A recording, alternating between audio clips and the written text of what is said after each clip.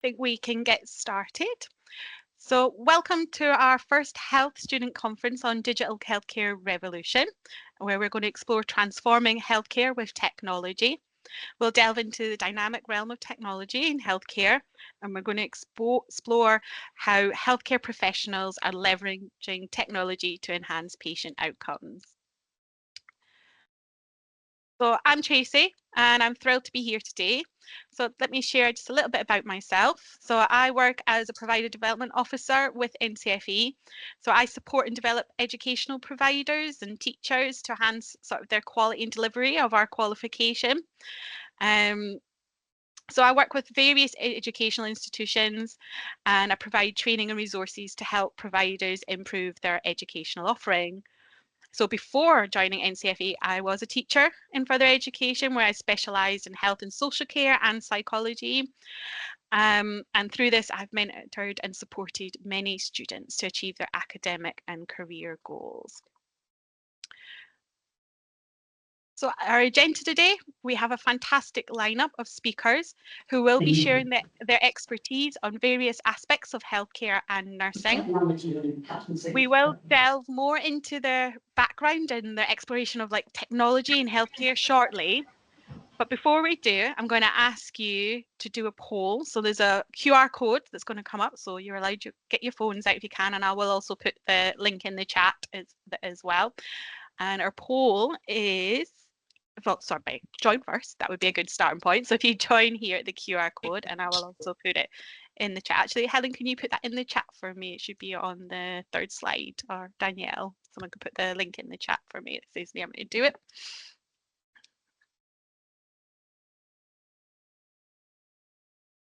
So join at slido.com and you can put in #health or you can scan the QR code.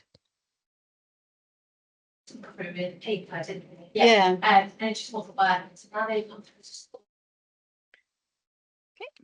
So here is our first poll of the day, and we will finish with a question at the end as well. So don't put your phones away. How much do you know about how technology is used in healthcare? How much do you know? 1, you know absolutely nothing at all, to 10, you know absolutely everything. I think our experts here, I don't even know if they would put themselves at 10. I don't think anybody could possibly, I mean, they might do, they might put themselves at 10. But I think it's always changing and growing, isn't it? There's always room for more knowledge. There we are. So we have quite a broad range, mostly in the middle, not a perfect standard deviation, not perfect curve, but we're in the sort of middle here with 6, I think, around about our average. I'll give people another minute just to put their vote in. So if you've just joined, please join at the QR code or go to slido.com #health and answer how much do you know about how technology is used in healthcare. 1, nothing at all, to 10, absolutely everything. A know-it-all of digital healthcare technology.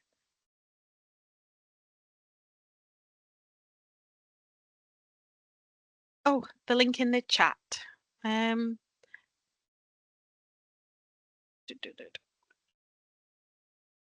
Sorry, thank you, Helen. I have too many screens to operate. Thank you for that assistance.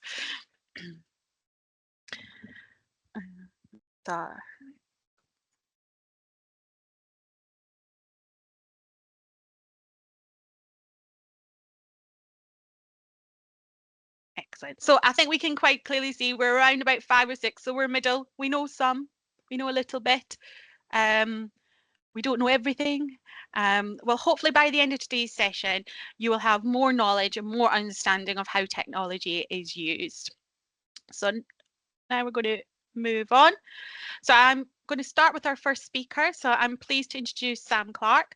He is an assistant professor in simulation at the School of Health and Care at Coventry University. He brings over 20 years of combined experience in healthcare and education, specialising in simulation and cardiorespiratory nursing. So Sam's research interests include shared decision making and virtual simulated placements.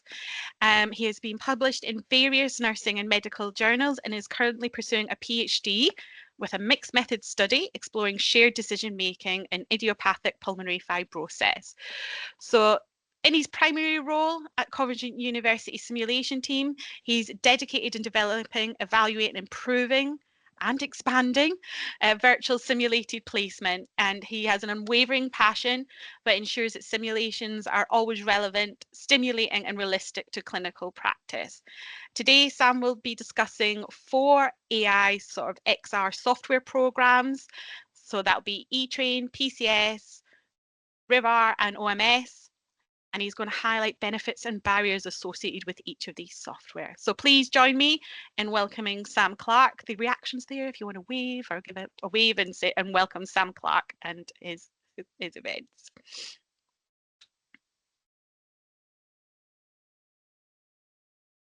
Thank you, Tracy. Tracy, just wanted to check, is the sound on for the videos when they... Oh, you have made a very good point. Thank you. Let me just stop sharing for a second. Include sound. Thank you, Sam. There. Thanks, Tracy. Thank you. Hi, good morning, everyone. So my name's Sam Clark. I work in the simulation team at Coventry University in the School of Health and Care. So we predominantly, it's mainly undergraduate students, so nursing, physios, occupational therapy, dietetic students, paramedics, and we also have access courses into those ones as well. So my role within our team is to have a kind of an overview of how simulation is delivered, but as a team, we have quite an interest in kind of virtual reality and AI software as well. So I'm just going to talk really about 4 different programs that we use within that. So what 2 of them are American based. So one's eTrain, one's called Patient Communications Simulator, one's called RIVAR, and then the last one's Oxford Medical Simulator. And like anything, there's positives and negatives of these, or barriers, etc. So I'll just kind of try and highlight how that's used from a student's perspective. Thank you. So the first one is a software called eTrain, which stands for Education Training Compliance. So these are called micro sims. So they're meant to take around 5 to 20 minutes max to develop. How the software works is they've created like perhaps a hospital ward environment, and then you can pick a patient to go into that environment. So for instance, you can obviously choose the gender, the age of the patient, so whether it's a child or an elderly individual, and then you kind of work through the micro sim. So one of the ways we do it is to try and recognize deterioration, or get students to think about carrying out a set of observations, or carry an A to E approach. So basically you click on the option and it will give you as many options as you want to add. So you can perhaps give 4 or 5 multiple choice steps. So for instance, we're doing an A to E assessment. The first one would be airway assessment. So you give them 5 different options, they click on the right one, and then it would then put them to the next scenario, which would obviously hopefully be a breathing assessment. You can add in like videos or articles as you go along, and there's like quite a nice confidence one as well. So you can highlight to students how confident they are, whether their answer is correct or incorrect. Out of all of the software that we've got, it's probably the easiest to use and the easiest to develop new scenarios from scratch, but it still takes some time. So we can use this as potentially a summative or formative assessment. So in a perfect world, perhaps we could use this as their actual summative assessment for a specific module, etc. And the idea is it tries to help prepare students for placement, which I guess is all of this software is really used for. Although you've got this generic kind of computerized image, you can put in photographs or 360 images. The company's saying that you can even do 360 videos later down the line. We've not quite used that yet, but there's a lot of scope for how it can be used sense. So although I'm giving the example of a patient, you can use it for like teaching how to use equipment. So for instance, the radiography staff have asked me to develop a microsim about how to carry out a chest x-ray. So students have to demonstrate the correct process and so on. I think that's really all I've got to say on that one. So there's a short video on this that I took from YouTube, which just kind of showcases the software to hopefully give you a better idea of how it can be used. So hopefully that will work.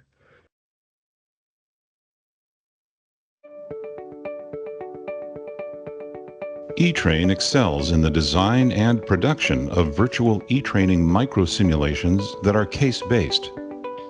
These real-world patient care scenarios help learners to improve safety, enhance clinical judgment and critical thinking, improve decision-making, train to best clinical practices, and increase confidence. eTrain has developed the first educational platform where learners can simultaneously make patient-specific clinical decisions, practice on complex cases, build and measure confidence, and master skills. The eTrain platform creates a realistic environment for healthcare professionals and students to practice safely. Our approach leverages flexible deployment, artificial intelligence for remediation, adaptive learning, and scalable tools for rapid content development. eTrain's interactive learning, feedback, and data analytics foster improved safety with reduced training costs.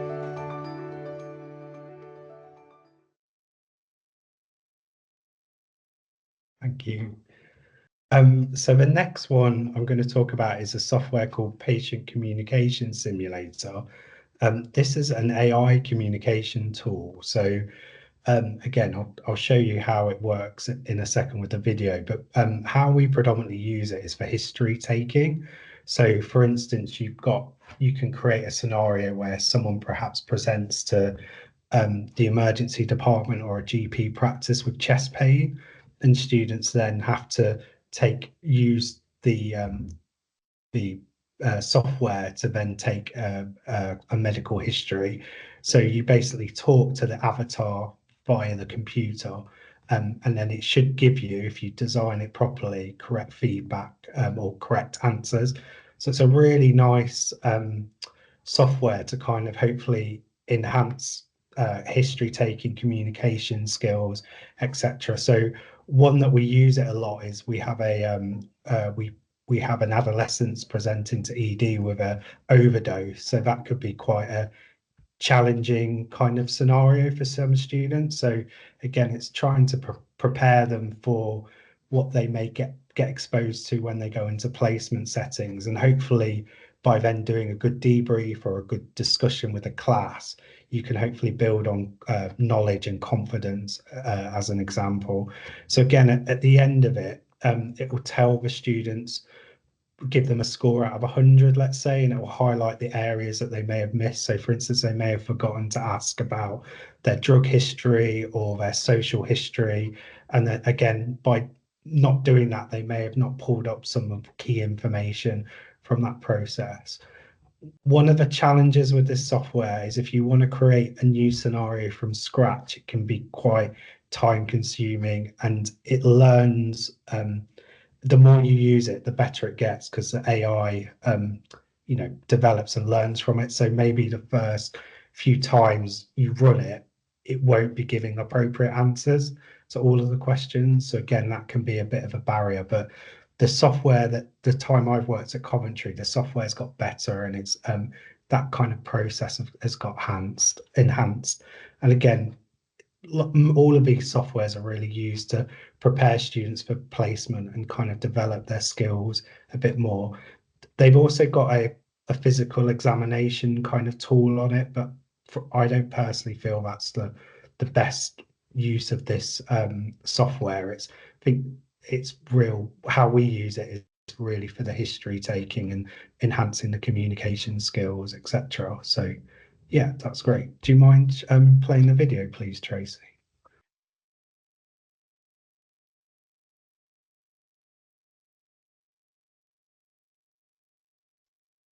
Welcome to PCS Spark, the most advanced platform for clinical interview training.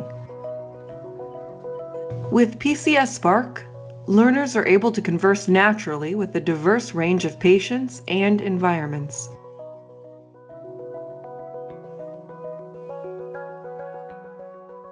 Hi Valerie, my name is Nick and I'll be taking care of you today.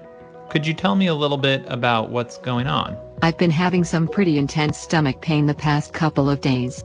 Oh no, I'm sorry to hear that. If you had to rate the pain on a scale of 1 to 10, where would you rate it at? I would say it rates around a 7 or 8 for sure. Learners can begin the physical exam by asking their patient to move over to the exam bed. Listen to their lungs.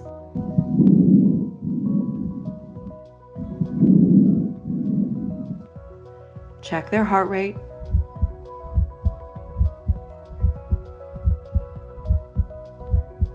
And more.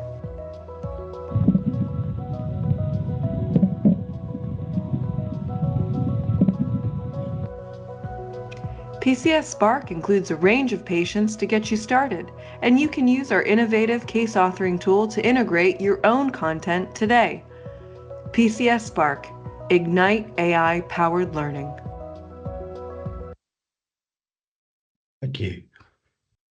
And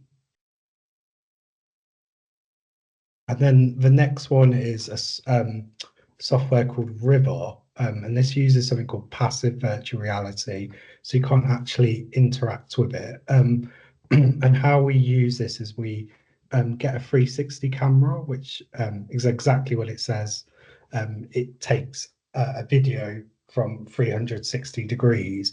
So we create our own scenarios using these ones. So what we often do is we stick the 360 camera on a mannequin's head or on an actor or a member of staff's head, and then the idea is that you see it from the service user's angle. So, for instance, the video I'm going to show you in a bit is a scenario where a child's been brought into the emergency department, and students would then wear a VR camera, and you then play the video and where they would look.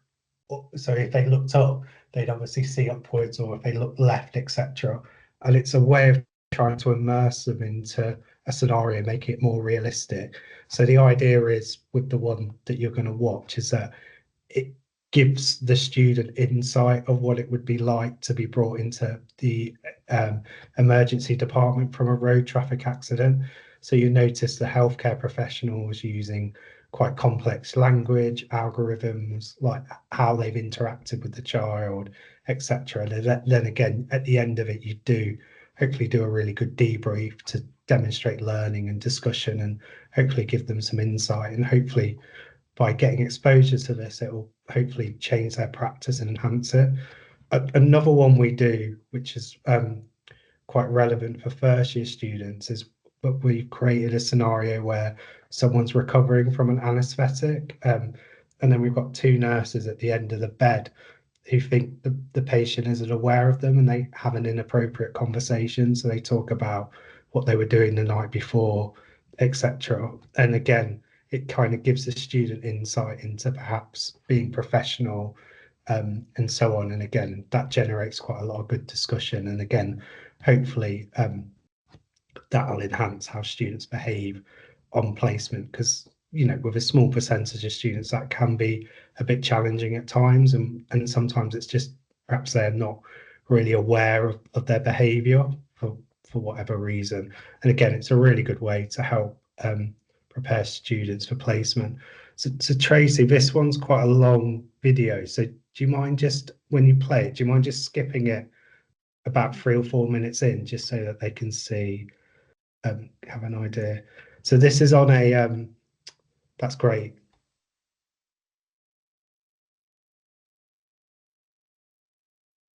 Got an ACS of 15 over 15.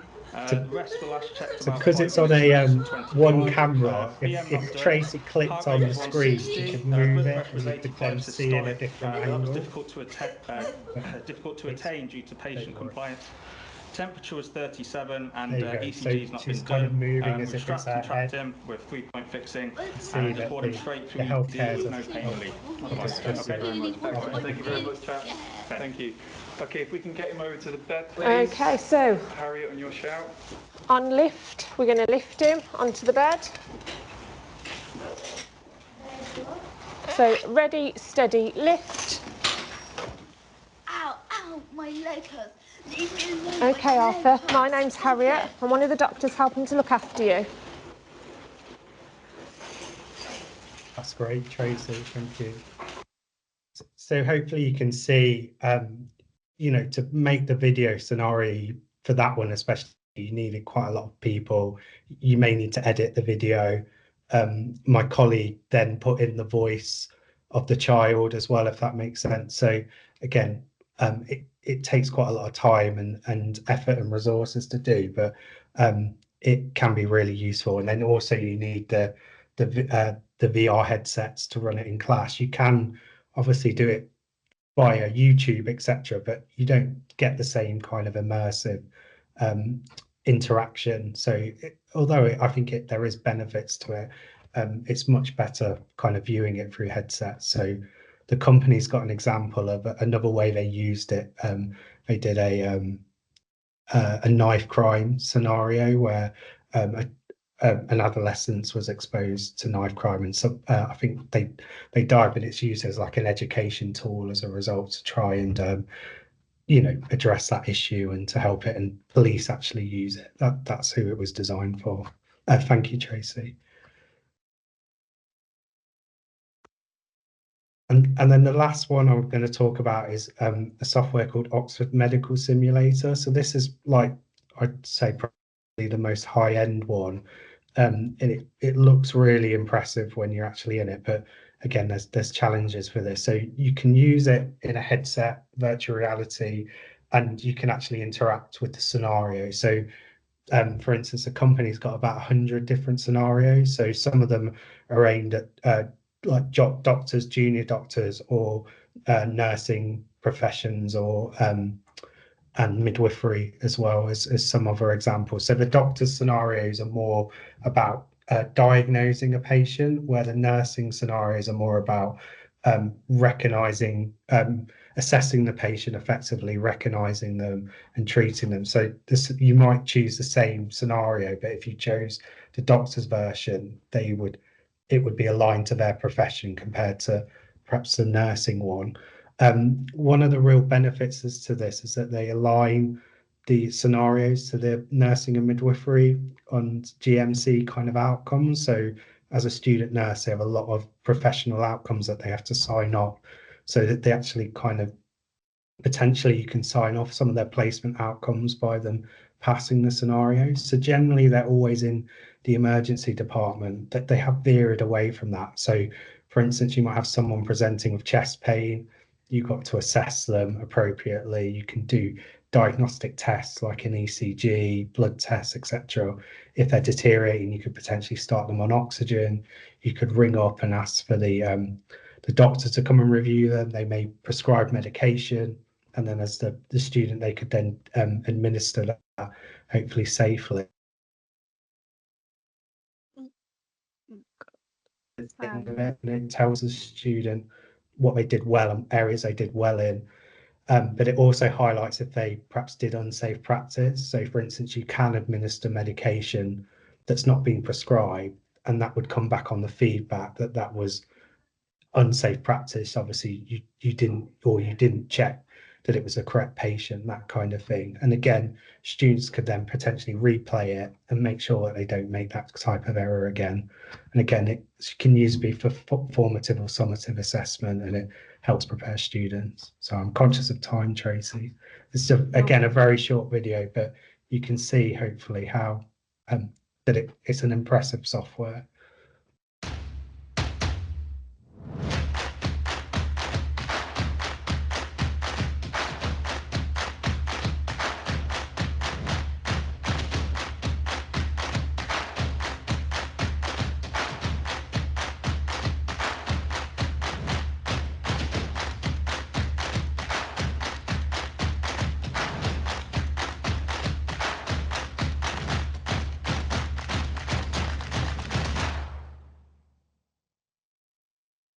So when we first started that, we were using it through the VR headsets, but we're finding that that causes we've got a limited amount of headsets, and also there can sometimes be a bit of a barrier there. So we're finding now that students can download the software at home, and then you can then give them access to how many scenarios, which again we're finding a better way of students using it. So I've just summarized, I've tried to highlight the 4 different softwares that we've used: at eTrain, PCS, River, and OMS. Try to highlight some of the pros and cons of each one and some of the challenges. And just another highlight, the software does get outdated quickly, so they're always trying to update it and add in new scenarios, etc. And again, the software is very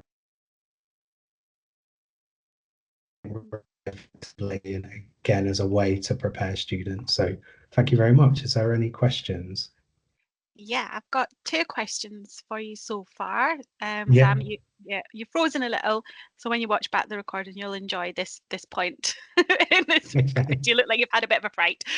So my first question is: can education training compliance be used with our existing, what they were saying, it's got quite basic mannequins, or is it a specialized mannequin needed for the education training compliance?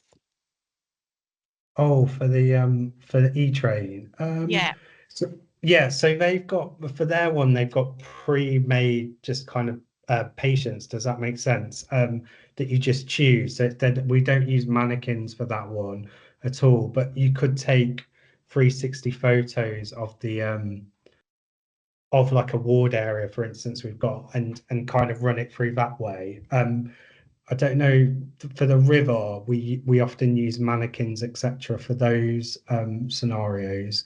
For the when we're like doing a recording of the session, etc. So I don't know if I've answered that, but hopefully you can understand that. Yeah. And then Deborah, I can see about the epilepsy. So that's a really good point. We have to kind of pre-warn students, especially with the VR, etc., that if there's any contraindications, that they shouldn't use it, etc. So again, that could potentially put some students at a disadvantage if they're not able to do it. But like, for instance, with OMS, some students get virtual reality sickness.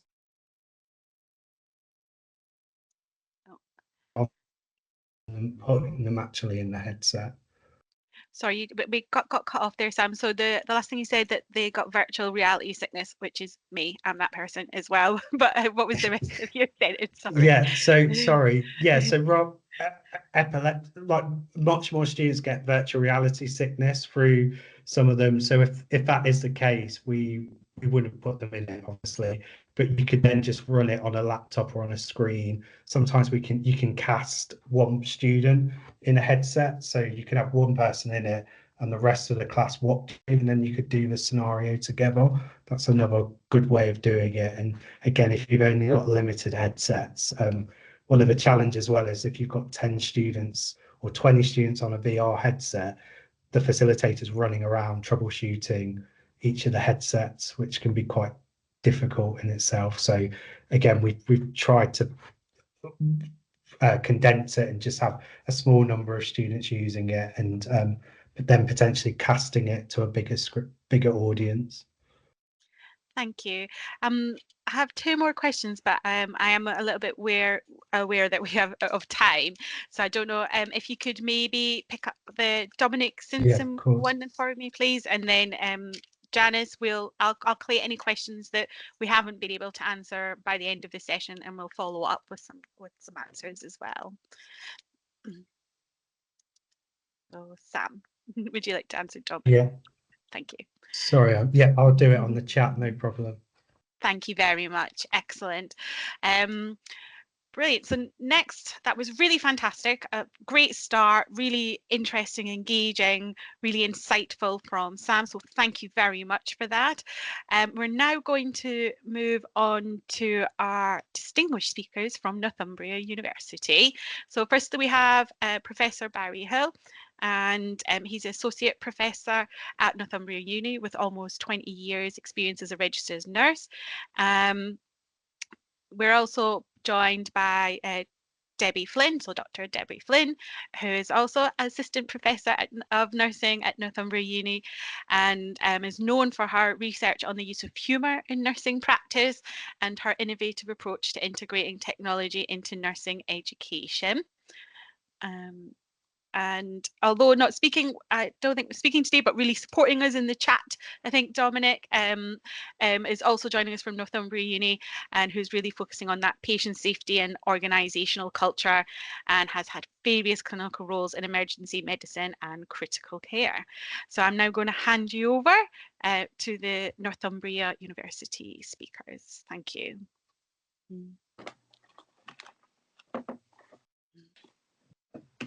Thank you very much. Tracy, is it possible to have our presentation loaded? Is it not showing on the screen? I've still got Oxford Medical Sim. Oh, let me just stop sharing and reshare. I think it might just be having a little blip. Let me try that. So are we able to see transformative power of technology in healthcare education? Can anybody see that? I can see it. You can see it, Dominic? Yeah. Yeah, people in chat can. So I think, Barry, I think it's just me. Yeah. Of course it's me. Well, I have nothing on my screen, so I'm going to go ad lib. I don't need the slides, right? That's fine. That's fine. So are we on slide 1? Yeah. Okay. All right. So hello, everybody. So my name's Barry Hill, and I'm a professor of nursing. And I'm here today with 2 of my colleagues, Dom and Deb. And we've done quite a lot of projects around student support, really. We were successful with a couple of bids from NHS England, where we was given some money to develop some technology-based support for students returning to programme. Next slide, please. It should be the 3 pictures of us. Oh, yeah. Yep, so that's just us. So we will all be speaking today, I think. So Dom's here and Deb's here as well. So we're going to all pitch in, and I'm going to take the first few slides. So next slide, please.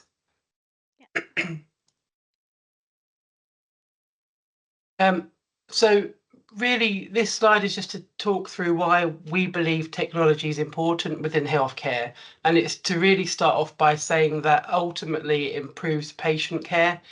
So yes, we do this through an educational medium, but it's so we can have our nurses and midwifery students apply best practices, feel well and have good well-being. So when they're looking after patients, they do that in the best way possible. Just to say that, you know, technology has existed for quite a long time. We've just developed it. Improving patient care is most important, obviously, through things like e-records. So e-records are really prevalent now in the NHS. We're thinking about efficiency and productivity as well, and access to services. So lots of our students within higher education, particularly, they're learning how to use things like telemedicine, and how to have solutions around streamlining processes. So that's really important. And typically now, because we live in an era of research, we're looking at data management and data analysis as well. So it's really important that we're using technology well. In our particular scope of practice, we're looking at education and some aspects of training. So a bit like our previous speaker, we use lots of different models of you know, technology within our programs, which are really useful to be in addition to hands-on practice, not to replace. So we do try and refine things. They also can be cost reductive as well, and help us with our communication and innovation. So really, in summary, the NHS particularly needs us to think differently, act differently, and be differently prepared. And that's why technology is so important, particularly now more than ever. Post-COVID, it's been a real facet of us being able to communicate effectively as well. Okay, so next slide, please. So why do we need technology in our programme? Well, particularly, we want to enhance our learners' experience. We use things like different packages. We also have things like anatomage tables, so we teach with live anatomy kind of computerized tables where you can strip back anatomy, bones, organs, all the way down to seeing a live fetus inside a pregnant lady. So there's lots of things you can do with technology, and the key one for us, same as everybody else, is skills development. So technology like VR, simulation labs, helping students honing on their skills is really important. Additionally, I think one of the key benefits for us is that you can use these things as remote learning. So you can do a lot of this away from campus. So blended delivery and blended education is really important, particularly in Northumbria. We have students out in very rural communities. We have people as far up as Berwick upon Tweed. We go right down to North Yorkshire, and then we go right over to the side to the lakes. And some of our communities are very remote. So having access to learning, particularly blended, is really helpful for our students. Again, because we're a higher education institution, we like to do a lot of research and innovations. So we've done quite a few projects using kind of simulated, virtual and immersive technologies as well, which has been very, very useful. Next slide, please. So this should be the one with the black and white pictures on. Yeah. Yes, great. So just to say, at the university, what we found was we had attrition, the same as every higher education institution and FE college. And attrition is when students leave their programmes before completing. So we did a project initially to find out why are our students leaving these programmes. So we basically done some interviews and we highlighted some questions and found that we had about 135 interrupted students from about 1,500 students. And the concern was why the students were leaving. So we found out that it was down to mental health. And this isn't unique to us, it's across the country within nursing and midwifery programmes for lots of different reasons. But we really looked at attrition and thought, how are we going to support students back onto programme? So the first project we did is we did a standardised 6-week summer school where we brought students in to refine their skills and learn about different things. So speak to placement providers, do some academic skills writing, and do some clinical skills workshops and use some technology. This then led on to a bigger project, which was then led by my colleagues Deborah Flynn and Dominic Simpson, who then did a further bid to NHSE, who secured some funding for a project called the Wise Room. Next slide, please. So the Wise Room, again, I've mentioned some of this already, but the Wise Room is a technology-based learning platform that my colleagues then have introduced and integrated within the education programs. So just to kind of move on, really. So are you on the OMS picture now? The one with the lady with the torch in her eye? Yes. So this is, I won't go through this, guys, because it's already been spoken about. So you know what OMS is, you know what virtual reality is. It's just really to say that this is a really useful platform, particularly when we was bringing students back onto programme that were really nervous. Some of them have been off the programme for a year or 2 years. So this was an opportunity for them to practice their decision-making skills and do a few different tasks and say, actually, I feel confident. I don't feel too afraid to return. And then I'm going to then let my colleagues take over from the next slide. Thank you. Excellent. Thanks, Barry. And hello, everyone. Thanks for the introduction as well. There was a bit of confusion as to whether or not I was speaking today. Today clashes with my 5-year-old's sports day, so I didn't know when we were going to appear on the agenda. So I'll be honest, from the waist down, I do have my shorts on. I'm ready for parent race, which I will be dashing off to about 11:45. So thank you, Barry, for that introduction. And kind of the context for the Wise Room came from some of them figures that Barry shared with you. So nationally, we know that student nurse attrition sits on average at about 20%. In Northumbria, we look at, it's about 9% for the last couple of years. We obviously saw a spike during COVID. And the road to attrition, the road to dropout is often kind of a difficult one from a personal perspective, from the staff perspective, and what attrition means for some of the learners that are joining the conference today. It's that not completing as you plan. So it's not necessarily dropping out, but it's having to take a break, take a pause. And we found at Northumbria there was a real spike in people thinking, oh, I don't know if this is the right degree for me, as they were going out into their first clinical practice placement.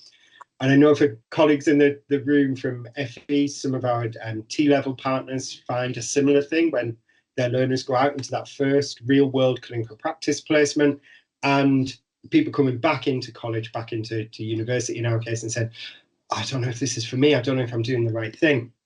So that, well, how can we prepare people better?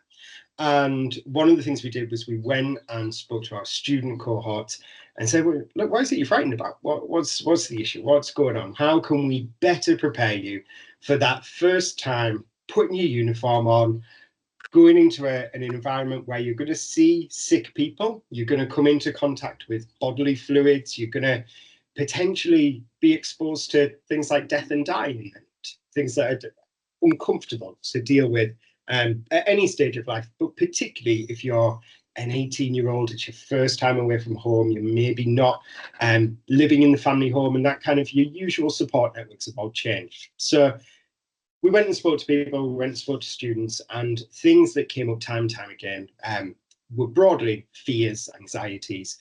And that was an area that we really wanted to focus on in this project. So we created the WISE Room, which stands for Wellbeing in Student Education. And as you can see, this photo here, this was when I was dressed from the waist down, I wasn't in my shorts and trainers that day, is a 360 immersive learning space. Now, prior to this, obviously, we spoke to our students about how can we reduce your fear? How can we reduce your anxiety? But we weren't getting it quite right because we had a 9% attrition rate. So there must have been a missing link here. So we spoke to students about how can we do that better. They helped us co-create this space and really helped us develop what we call the Fears Room. So we use this as a learning immersive experience there where we go in small groups and we expose people to, in a safe environment, things that they've told us they find quite scary. So if we could move on to the next slide, please, Tracy, and I'll share one of these videos with you. So the idea here is this is a new situation, and in the WISE Room experience, this is projected across that 360 view, and it's a point of view video, a lot like what Sam did. I'm great that Sam went first because he didn't have to explain the technology we've used to create this. So if we run this video, it's about 45 seconds. And hopefully there should be some sound in here as well.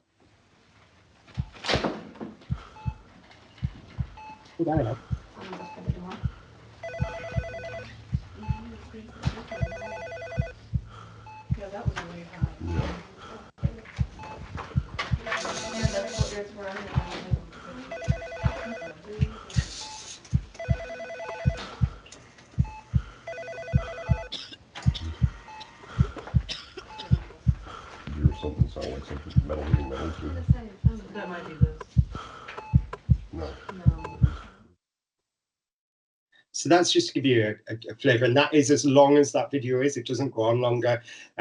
So that's walking into that clinical environment for the first time, and I'm sure you can all gather, even without that 360 immersive experience that we create in the WISE Room, that it's an assault on the senses there. It's noisy, there's people coughing, there's machines beeping, and that all quite quickly actually just becomes background noise in that clinical environment. But it's recognizing for our learners and for any healthcare professional learners, that first step into the ward is scary, and it is that real assault on senses. It's what you smell, it's what you see, it's what you hear, and it's what you feel. So we use the WISE Room experience to allow learners the opportunity virtually to step into these clinical environments.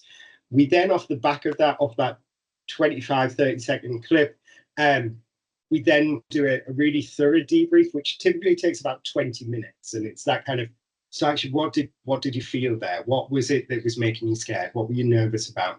And allowing students in a safe environment to really challenge, well, actually, what is my anxieties about this? What am I ready to walk into these areas? We deliver these sessions with our practice learning tutors as well, who then follow up with students out in practice. They do all hospital trust walk rounds a couple of times a month. So it's a bit about introducing you to the key support people, but actually challenging some of your own fears and anxieties in what is a safe way. If we could go on to the next video, please, Tracy. So this is a second one around incivility. This is particular of interest. I do a fair bit of research around this, and I know Dr. Flynn does as well. And she looks at it from the opposite end to where I do. Deb comes at this from humour and how do we use humour in practice. And I look at actually rudeness in practice. And interestingly, then two things meet and counteract each other really nicely. I think it's why me and Deb get on so well. So this was a real situation that happened to a student, unfortunately, in one of our clinical areas. So we'll play this through again. I'll talk about how we use this in a talk session. Thanks, Tracy.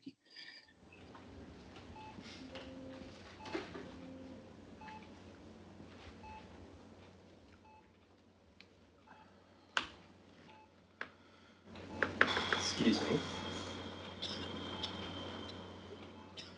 Excuse me, I'm the new student. Students here! What time are starting breaks, Helen? 10:30.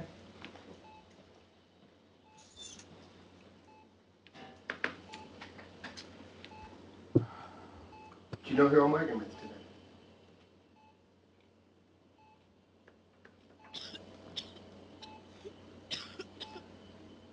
Sorry? Do you know who I'm working with? Who's got the student today? Oh, I'll just have him. So again, really short clip, and actually just, unfortunately, that was taken from real life. And what we say to students is that first kind of new situation we talk about and do a big debrief, and we then look at, okay, well, things might not be perfect on day one, and we hope that they are for you, but we know real life, these things happen. People work in high pressure, high stress environments, and sometimes the interactions we would expect and what plays out in practice.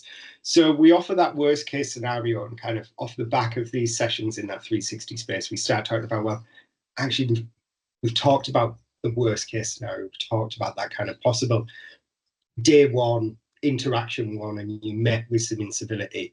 And actually, if we find anything better than that on day one, which most of our students do, you're already prepped for the worst. So what we've then done, of course, because we're academics and we would love doing a bit of research, we've done some research into that space and into that learning space. And if we could just flick forward one more, please, Tracy, and I've got just a few key headlines. I wasn't expecting that there, so I'll come back to that if that's okay. That's the one I was expecting. So this was a piece of research, thankfully funded by NHS England, and big thanks to them for doing that, led by myself and Dr. Flynn, with a lot of support from Professor Barry Hill as well. So we interviewed students after they've done this Wise Room experience, and we are doing some follow-up studies with them. So we did all of this just before Christmas. And those students are now out in practice placements. They're having their first year graded assessment. And we're going to do some follow up and say, well, actually, did you use anything that you learned in this space? And what I've presented to you today is just a small part of the Wise Room experience. We focused in on fears, importantly, because that's what our students tell us was the most important thing. But there are other areas within that space. There's actually 16 different rooms. So you touch the wall, it takes you into a different room. Virtually, you don't move, and that can be focused around kind of different sounds you might hear, challenging kind of that. I've never met anyone that likes a bit of sputum and things, but kind of actually, but let's explore in this safe space kind of why we don't like seeing sputum, why we don't want a bit of sputum coughed up on us and things. Mindful, I'm not talking to exclusively healthcare professionals, so I won't go too graphic with that chat. But what we found out when we went back to these students is that the 360 learning space was a valuable tool for preparing students for real world scenarios. They were able to challenge some of their fears and, importantly, kind of debrief that and see what their peers were feeling about that. The conversational approach, so kind of taking this out of a classroom, out of that formal idea of we're the academics, we're the experts, let us kind of talk you through best practice. And simple things like the furniture we use in there, it's a really relaxed space. We put some sofas in so people can sit down if they want to. People prefer to be stood up and kind of touching and interacting with the space as well. But they found that conversational approach an easy way to tackle some of the challenges they were worried about. Overwhelmingly, they found it a positive experience. Particularly, we found students who we would describe as neurodivergent found this a really beneficial way to prepare themselves for what is going to be a really difficult undertaking, going into a new and potentially scary place. At this point, I'd quite like, if it's okay, to hand over to Dr. Flynn and talk us through kind of the next bits of research and how we're going to embed this into our curriculum, if that's okay. So that's the point of doing research, is about actually having impact. And so following on from this, what we're actually doing is we're actually going to embed this within our current first years, because this is very much about preparing them for clinical practice. Because we also did a short research, a small research project that actually showed adult nursing students as being extremely anxious. So we actually used the Generalized Anxiety Disorder 7 tool, and we actually looked at how anxious they were. And it was almost, if you think about an elastic band, they were stretched. And if you just pinged the elastic band, they would have shattered. And this was before they even went out into placement. So this is actually quite a lot of the impetus behind this. So going forward, we're actually looking at taking it what we've got and actually maybe doing more of a longitudinal study. I'm sorry, my cat is trying to get in on the action, and I've been holding her down for all of Dom. That's why I was like shifting a bit. So we're actually thinking about doing a more of a longitudinal study, and then actually interviewing students before their placement and after their placement, and actually looking at what they're anxious about, and actually then develop more of these scenarios and about the things that they are actually frightened of. Because if you look at the nursing literature, they're very much about that sense of belonging. And we actually had a third video, which was very much about how to create that sense of belonging. And what we did was intentionally, was the length of the clips was very much based around Gen Z and TikTok. And I must admit, I find myself, my attention span is waning the older I get. So all of this is actually feeding into the future generation of nursing, and actually as we go forward, and the adaptation of technology into well-being. And so that's the plans that we've got. So yeah, if anybody's got any questions, we'd gladly take them. Thank you. I have a question, and I think it's great that you are taking into account Gen Z, which is now our largest generation, isn't it? I think it's going to be amass around 2 billion across the globe, which is really important. You mentioned about giving that full sense experience from a sensory point of view.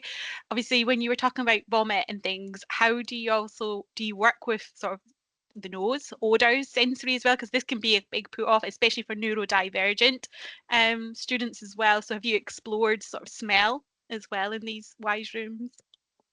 Yeah, that's a great question, Tracy. So that is, I suppose, in the what next phase. So we do, in our second year, we have some great simulation technicians that make us fake vomit, fake pus, fake poo. So the WISE room does have capability to add scent. We focused a lot on lighting and sound to begin with, and that will be the next one. But one of the limitations there is actually the scents aren't overly realistic that are on the market. So some of our syntax are working on how do we create that smell so it's right. But yeah, it's part of the development of that 360 immersive learning experience, certainly. Yes. If anybody has any other questions, we will have some time at the end, and also please put them in chat, because I know the Northumbria team will be more than happy to pick up any questions in the chat as we move through. So if you think of anything, please feel free to share them. Thank you very much for sharing, Barry, Dominic, Deborah. It was really fantastic. I know you can't hear, I've got a little motorbike going outside, sorry, and just distracted me. Need the window open because I'm hot, and but you know, the noise. But yes, thank you. Really, really interesting. I love, we're talking about technology, not just from how they're going to use it in practice, but starting right at the very beginning of educating our future nurses, midwives, etc., healthcare professional. I think that is really, really key. So thank you for sharing that. Thanks, Kristen. Thanks everyone no for problem. listening Thank to that. you. Thank you. Excellent. So now we're going to move on to Guy Plowman from RCNI. My apologies, when I posted the original agenda, I had, I think, the Northumbria team and the Guy are the other way around. So so I'm going to move on to Guy. Guy, I'm just checking that Guy is there while I introduce him. So yep. Guy is, you are fabulous. So Guy is the head of sales at RCNI, and he has witnessed an evolution of his career from information sales, from print to online text to interactive data. So he's going to really explore the adoption of virtual environments, augmented reality, and the influence of artificial intelligence in healthcare communication. So I'm going to pass over to Guy, who will share that, share his knowledge and experience. Okay, hello everybody. Just want to start by saying I'm in the business world. I'm not a clinician and I'm not an IT expert at all. So what I say here comes from the perspective of watching the evolution of the market, because often when you watch the market, you can see what's coming in the future. And so what I want to share here is some of it's already been said, you know, it's setting the ground of what is already out there, but get your imaginations rolling about how quickly this is developing and some of the things where companies are looking at in the future. By the time you get into the workplace, some of the things you might need to be thinking about. So if you could go on to the next slide, please, Tracy. Guy, your camera should hopefully be working now. I just realised that we had blocked your camera. So should you wish to share your face, absolutely, you can now. Thank you. No worries. Okay, so first of all, this is the perspective I'm coming from. I work for the Royal College of Nursing, and we are a union, and basically we have about 60–70% of the nurses in the UK who are a member of our union. The specific company that I work for is called the RCNI, Royal College of Nursing, and we are the I.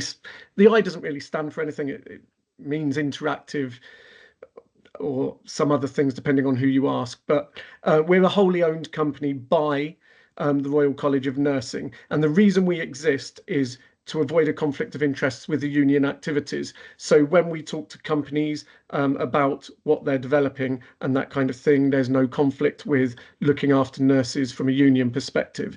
If you could just go on to the next click. And obviously, these are the 4 areas that we cover, but I'm focusing largely on the digital solutions today because that's the purpose of this conference. Okay, next slide. First of all, the 2 areas I'm going to talk about are extended reality and AI, artificial intelligence. And I'm going to do it in a very broad way. So we've seen some specific examples of what's already there, how it's already being used. But just to give a bit of context to what we mean by extended reality, some of what we've seen already has been virtual reality. That's when you wear a headset and you wear you can wear gloves and things that give you feedback. You have headphones, but it's a virtual reality. You are removed from the actual reality and you're fully immersed in what is being created. Augmented reality is, I don't know if you've ever played Pokemon Go, or I think there's a zombie game where you wander around town and zombies, you genuinely walk around town, but there are zombies who appear on your phone as you're walking around, and it uses the camera, so it shows you a real reality with a zombie in it, and you have to avoid the zombies as you're walking around. That's augmented reality. Mixed reality is when it basically uses both of those 2 approaches and uses what's best for both. And you can see immediately that we've seen some virtual reality already, but with augmented reality, for example, imagine holding your phone up and it using some data that it's already got and being able to look inside the person that you're talking to. So it's putting information into an image which you are superimposing on a person that you're talking to, being able to see inside their gut, for example, from data that you have received from outside. We can't do that yet, but this is the kind of thing where we're heading. So one of my backgrounds is game playing, chess, Othello, Go, and that has been used as a database, a kind of test bed for artificial intelligence. So I'm going to bring that up again a bit later, because how that works with virtual reality is where the real power is here for the future. But if we could go on to the next slide. Just a few areas where extended reality is being used at the moment are medical education, simulation, anatomical education, and surgical education. Now, all of these things are obviously education based. It is possible that in the future we might be using headsets to look for a surgeon to be using a headset, for example, whilst doing an operation, because he'll be able to see things that he can't see whilst he's operating with keyhole surgery, for example. But the big things about education with extended reality is, one, you're getting a lot more sensory feedback. I don't know if you've ever thought about how you memorize things, but if you open an old book and you get the smell of the book that's coming out, or there's certain smells that remind you of the past. When all of our senses are used, we remember things better. So extended reality in education is phenomenally better than reading a book or even reading content online. This is true not just at college level, but obviously, from my perspective, nurses have to every 3 years go through a revalidation process, and they're continually learning CPD, continual personal development, and it's something that it goes on through your career. And therefore, I just wanted to say something else about the simulation side of things that has been mentioned. Traditionally, obviously, this has been dummies set up in rooms and a whole situation set up, and you go in and you interact with it. And it can be quite expensive, and you have to get people to come in on a rota basis and at the right times and a schedule and that kind of thing. And what we're finding now is there's being a larger adoption of extended reality in simulation rooms. So instead of going into a room with a setup, you can go into a room with 12 headsets, and you put on the headset and you don't have to do the simulation that's been set up. You can choose from a set of simulations and be educated in that way, in a way that's relevant to you at that time, as opposed to generic what's relevant to everybody at that time. And this is already happening, and I expect the market in general to go in this way very, very quickly, because from a business perspective, there's also a cost saving with this. There's an upfront cost, which is a bit difficult, but once it's there, you have everything set up and people can continually use it for all of the myriad of simulations that you've got set up go ongoingly into the future. We do have, I'm going to mention a few barriers to adoption here, both for extended reality and AI, because it's something that we do need to be aware of. So motion sickness has been mentioned, for example, previously.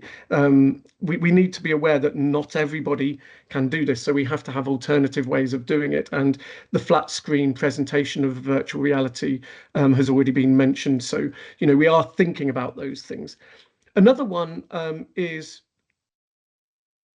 facial replication. If you're doing a simulation with an actor, for example, you can pick up on their facial expression. XR isn't yet that good at facial replication. It can do a fairly good job, but I'm mentioning that one specifically just because I'm going to bring it back in right at the end after we've talked about AI again. So if we could go on to the next slide. Artificial intelligence. Now, we all know what that is in a really, really generic way, but it's important to know where it's come from. And this is why I mentioned my game playing. Game playing is a very, very safe environment where you can give a set of rules to an artificial intelligence and it can learn exceptionally well, exceptionally quickly how to do things. The bigger the data set you use and the bigger the rule set and the outcomes that you're looking for, the harder it becomes for AI to replicate properly. And it's got better and better and better. So I'm sure you've all used ChatGPT, for example, and you can have real conversations with it, and it will go into a huge data set of answers, and basically it's just like predictive text. It will feed out words that it thinks will answer your questions based on statistics. And this is how AI works in the healthcare industry. There is a huge data set, and it can be applied to a lot of different things. And some of that's not very risky at all. So, for example, in drug discovery, it might find a new method for finding an intermediate drug, an intermediary for drug development, but it will go through then after that, it will go through all the normal testing that drug development needs to go through. But, for example, and we're on the cusp of this right now, diagnosis of diseases. AI can do it in some ways better than humans. It can spot patterns that human doctors don't spot, and it can make diagnoses earlier and better than humans. However, because it's only as good as the data it's trained on, it can also make mistakes, and it will learn from feedback continually from the things that it's learned. So it is possible that if you don't limit it, it can go off on a wild tangent, reinforcing itself with wrong results, and then it can be catastrophic. And one of the barriers that I wanted to mention with, so if we just go on to the next slide, sorry, because I'm talking about specific things here, but one of the barriers to adoption with AI in diagnosis, for example, is who is responsible when it goes wrong? So if it gets something wrong, even if it's getting it right more often and better and earlier, when it goes wrong, is it the software developer? Is it the user?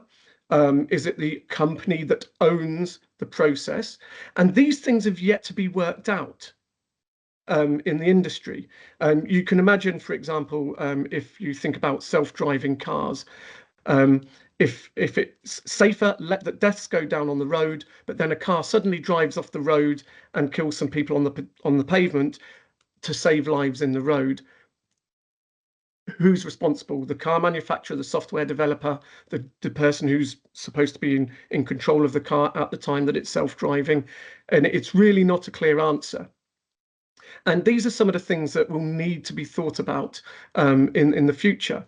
And again, with medical robots, if robots are doing surgery, for example, which the speed at which things are developing, it may happen sooner than we imagine. But if they're doing that and something goes wrong, again, who is responsible? But I want to, that all sounds really negative, but I want to put it in a really positive context. Outcomes will be better. Patient outcomes will be better. Efficiency will be better. Control of the humans within the situations will be better. But we need to make sure that we're thinking about these things as we look to the future. And I realize that we were a bit over time, so I'm going to cut short other things there, so I've got room for questions as well. Oh, no, that's absolutely fine. We've still got a few minutes. Absolutely fine. Yeah, please feel free to share any questions in the chat. I do have a question. Given the complexities and barriers that you've discussed in integrating AI into healthcare, how does RCNI envision supporting nursing professionals and overcoming these sort of challenges so they can effectively integrate? So what RCNI explored in this regard? Okay, so what we will do, we will follow the lead of the RCN, our parent company. They obviously work a lot with best practice and with legal restrictions, legal guidelines and that kind of thing. So at the moment, our position is we will wait to see how the legal guidelines develop, and then we will be advising accordingly. So we already do that somewhat with virtual reality. But with AI, I think the speed at which it's developed in the last 10 years should astonish all of us. And we just haven't sat down as an industry and come up with what is best practice yet. So our job at the RCNI for nurses is helping them to learn best practice and use best practice as and when it's been defined. The RCN themselves would talk to the government and have their input as to what that best practice looks like. But I don't think there's a lot we can do until we know what that looks like. But AI is being used a lot in efficiency already to great effect. So, for example, I was looking at some software the other day that was doing triaging. And the idea from a nursing perspective was nurses are increasingly taking on clinical responsibility from doctors. There's been a general flow from that from the beginning of the industry. And if there is triaging software where it can prompt you on the pathways that you need to go down as you are asking questions, and it takes the notes for you, you can do 5 times as many triages as you could if you're making notes and thinking about which pathway to go down for each patient. And that uses AI to prompt the pathways. It's still the nursing responsibility to get the pathway, to understand the pathway and know that it makes sense, but it prompts and it checks things as you're going along. The tipping point will be where we start trusting AI rather than using AI, and we start trusting it to do things and tell us how we should be doing things, rather than using it as a tool to guide us in our own decision making. But how we're going to support nurses in that will be very much dependent on how the guidelines are developed. Thank you. And so far, I haven't heard AI being mentioned in any of the political parties' discussion, considering how reactive they're being at the moment. And you're right, we need strong legal and support of this is where we are as a country around our parameters of using AI in healthcare or in private industry. But the one thing I want you to take away is that it's very, very exciting. It is. So I did mention facial recognition, for example, in XR, but when we merge that with AI, it will learn to replicate faces much more accurately, smoothly, quickly. And when I was little, virtual reality was all vector graphics. So it was green lines everywhere. And now we're starting to see proper models of people, proper avatars. And soon, in the same way that computer games have gone and become more and more realistic, AI will allow facial expression within virtual reality to start reflecting accurately how we would expect people to react in given situations, and so give a lot more realistic feedback. Brilliant. So giving pain, embarrassment, all those sort of more minute. That's fantastic. But do let me leave you with the excitement of it rather than the concerns. Of course, absolutely. That's what we're here for. Thank you. Yes, that was a really great, insightful. Thank you very much, Guy. I think you're bring us positivity of how it can be really effective. Person of interest, yes. I've just had Marianne telling us a bit about person of interest. If you haven't watched that, everybody should watch it. But absolutely, it does have a feel of person of interest around it. Thank you very much. No worries. Thank you, Janice. Yes, it was fab. Now I'm going to move on now to our next speaker, and we have Samantha Davis, who is a workforce development manager for TSA. And she's going to guide us through the past, present and future of technology-enabled care. And she has over 30 years of experience in health and social care. And she has 20 years dedicated especially to technology-enabled care. So I'm going to hand you over now to Samantha, who will take us on this journey. Thank you, Tracy. Because you've done the intro, then you might want to skip skip forward a couple of slides for me. So just as we're moving forwards, has anybody heard of technology-enabled care? Could you just give me a thumbs up? I'll take the reaction. Oh no, wrong one. It's starting to come through. Yeah, there we go. Thumbs up. So either thumbs up in the reaction or put in chat a little thumbs up if you've heard of TAC. Okay, so can anybody tell me what it is? If you had to summarise technology-enabled care in a word or a couple of words, are you able to do that in the chat?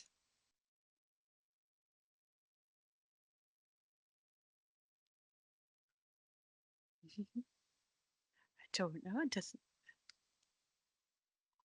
I think you've got a nice fresh audience to to educate.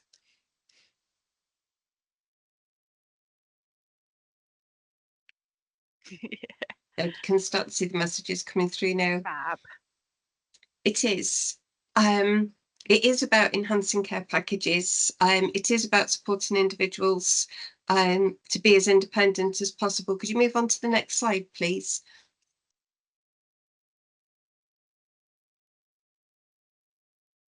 Using Buzz and Quinex. Ultimately, what technology-enabled care is utilising different devices, different types of technologies to manage a person's health and well-being, whether that's them managing themselves or whether that information, that alert, that data goes through to either a monitoring centre, to a family member, to a service that then potentially coordinates an appropriate response. So if something happened, somebody would be notified about it. There has been a huge shift in technology-enabled care. Could you jump 2 slides, please? Of course. Sorry, I thought that I would have control over it. The technologies themselves have been around for donkey's years. So looking back as far as the 19th, well, I don't even like to say as far back, but in the 60s and the 70s, it was actually as a result of work with NASA. The UK started to implement remote consultations. So this was home monitoring devices for people that had a long-term condition. About the same time, rather than focusing just on health, there was the idea that we could use similar types of technologies to support people in the communities, to support people in their own homes. So that's where telecare was born. So the introduction of emergency alarms, or boxes and buttons, as a lot of people like to refer to them. So it's just a means for somebody to call for help if they needed it. Jumping forward through the 80s and the 90s, we started to adopt more telemedicine programs, particularly in the fields of mental health and dermatology. But then we had the internet boom, and that completely shifted the focus of the technologies. So we'd gone from a pendant being the size of a box of matches that you had to pull the aerial out of, and hope that you didn't fall on that wrist and that you could still get the aerial out, because if you couldn't get the aerial out, there was no way that it was communicating with anybody. The internet also brought along with it pieces of work in the noughties, I think we refer to them now. So there was the Assistive Living Innovation Platform, the ALIP platform, which was funded by Innovate UK. And what it wanted to do was look at all telecare devices were, historically, they were reactive. So something happened, it raised an alert, and then somebody would be notified. In the noughties, thanks to the internet, we then looked at creating intelligent algorithms so that we could make it more proactive. If we think about a lot of my colleagues that have been speaking so far today have been focusing on the health side of things. If we think about that Kaiser triangle, the focus has always been on the people at the top of the Kaiser triangle that require an awful lot of either medical intervention or services to keep them safe.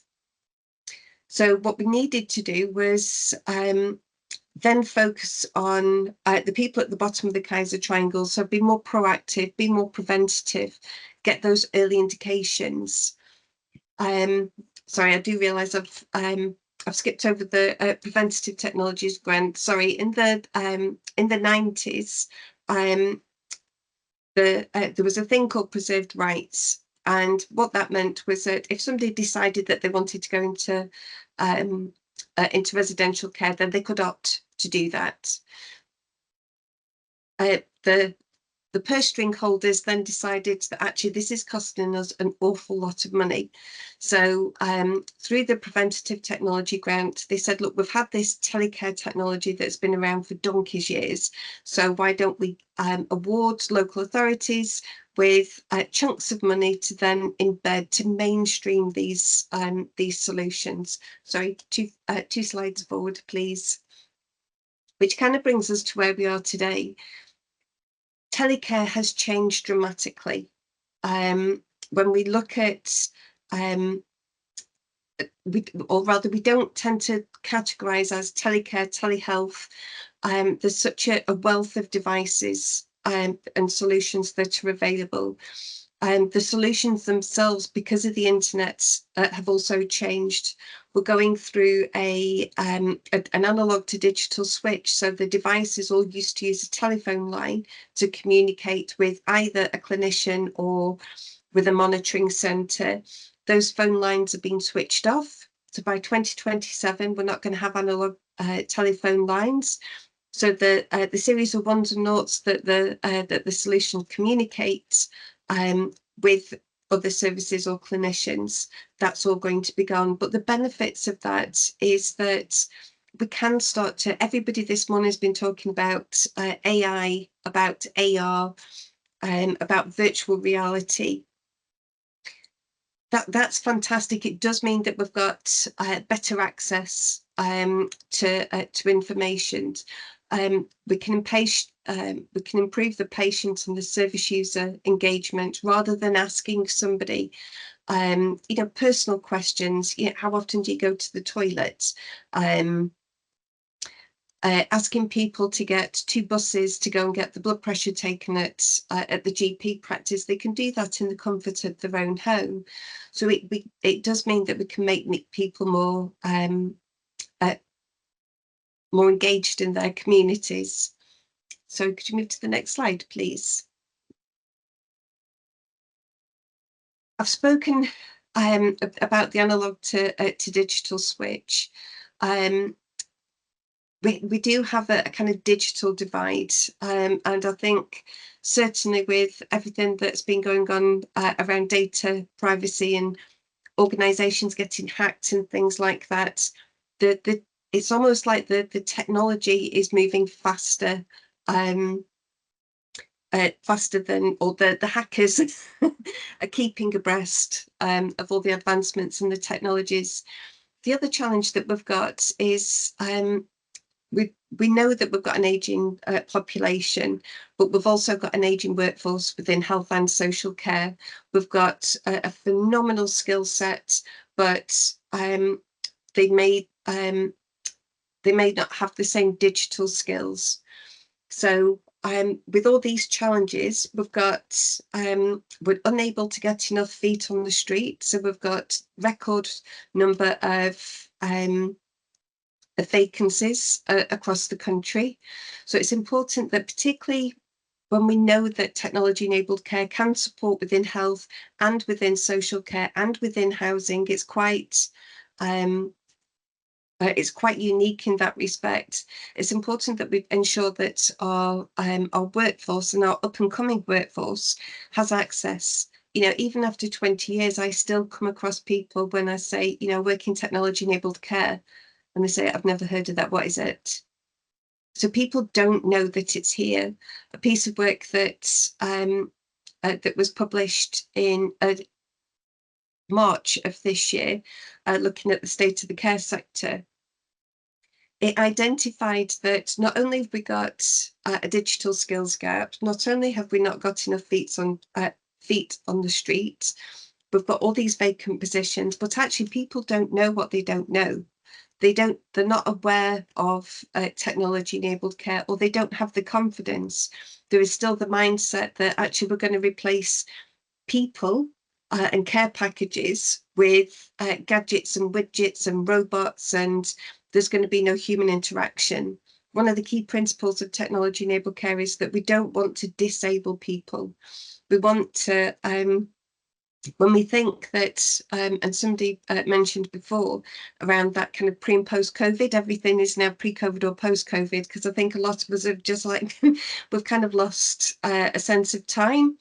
But we can order our prescriptions online, we can have video conferences with our GPs, we can order our shopping online, we can join virtual groups, we can communicate with our families. We've already proven that we can do everything online, but we still need that human interaction.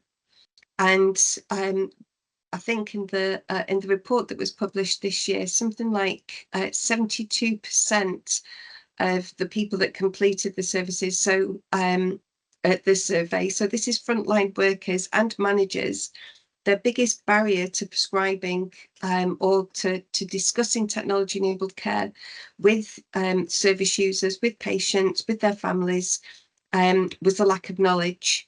So just to jump on the bandwagon of all the other speakers so far this morning, I just wanted to briefly talk about the resources that we've developed. So we were awarded money to develop a virtual house. Virtual houses have been around for donkey's years. I think TimeTech had developed the first one with Mixhouse, and traditionally they either use cartoons or 2D technology. What I wanted to do was create something completely different. So using that immersive scenarios. Sorry, I've just seen the question coming through. I'll just finish this and then I will answer your question. What we wanted to do was to create a safe space for people, not only to learn, but also to speak with people, to demonstrate different solutions, and to support communities in building the knowledge and understanding of tech. So we decided to use gaming technology. So a person can actually see the house through the eyes of a user. I purposefully worked with a group of people that didn't work within technology-enabled care. I was working with people that are either in receipt of care, that were informal carers. I even got my grandma, who was in her 90s at the time. She had a pendant that she hated wearing. But give her a mobile phone, and she was with some of my stepkids for texting and WhatsApping and stuff. And she wanted to shape the way that people learned about this, about different ways to support themselves, because when she passed last year, she was 98, living independently with no services other than a pendant that she wore on her wrist, even though she didn't like to wear it.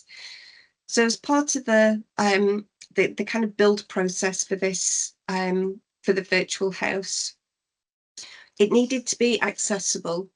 It needed to be simple. Deborah's asked a question in the chat about patient IT literacy and digital poverty.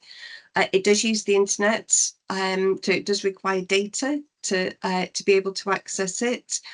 But from a 98-year-old, and I think our youngest worker was in their 40s.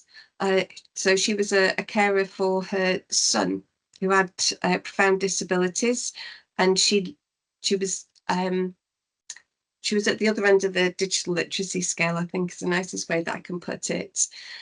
So we wanted something that was simple.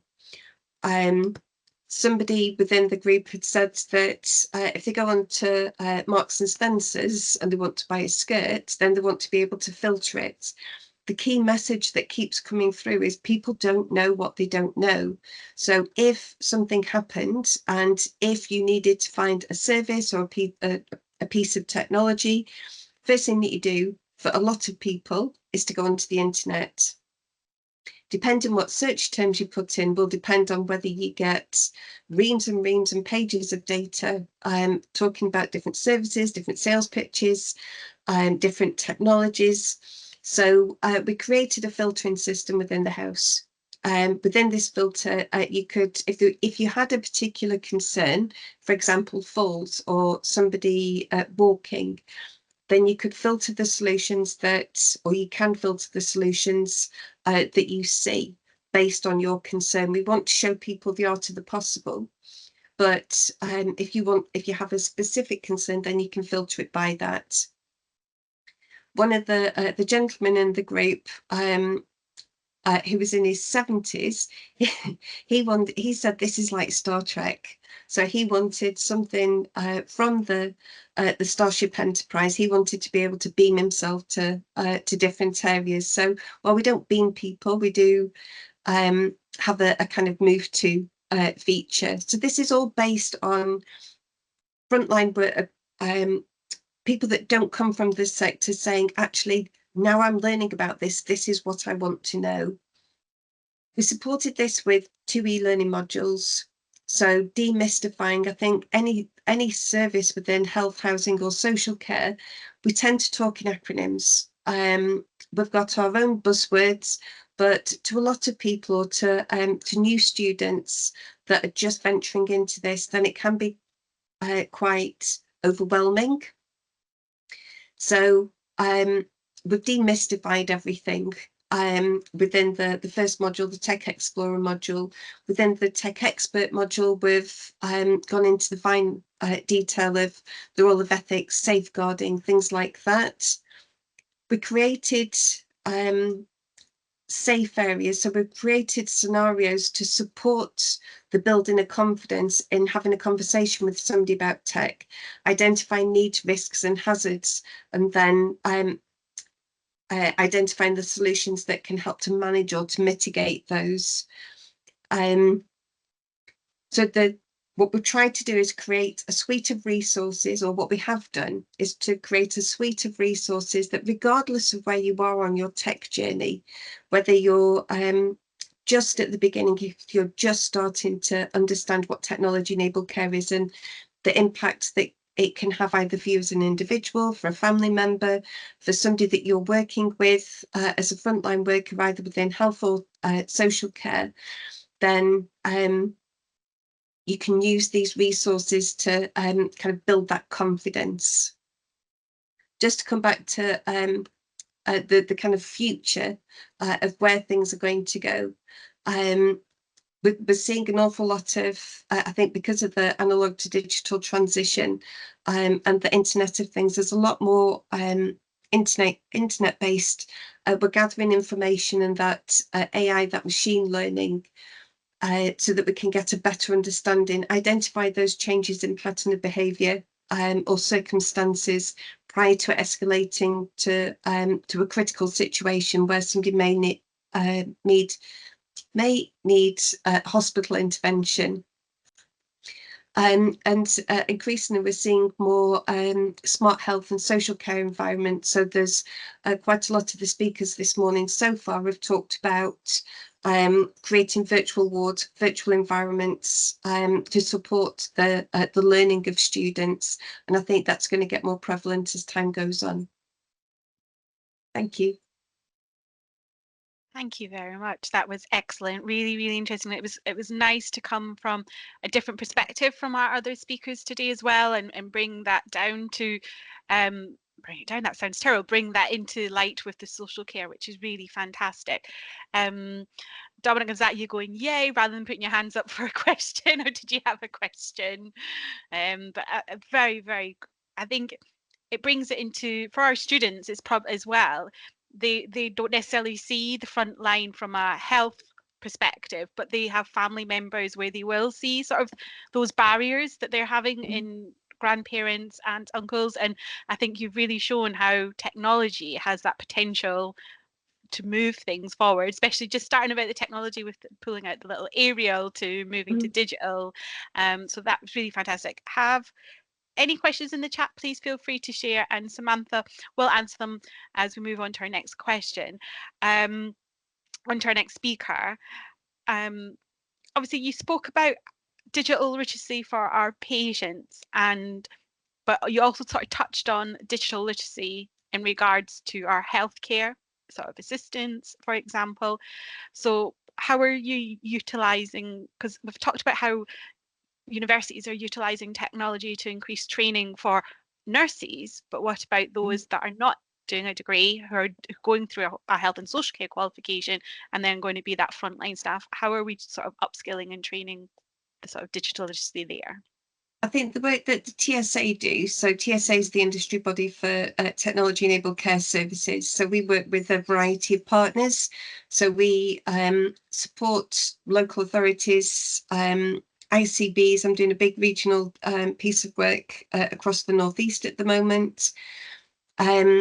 So while I don't specifically support that or do work around the digital literacy of the staff, if I'm going in and working with an organisation, because I do find it funny that an awful lot of organisations have set up a digital questionnaire to assess people's digital capability.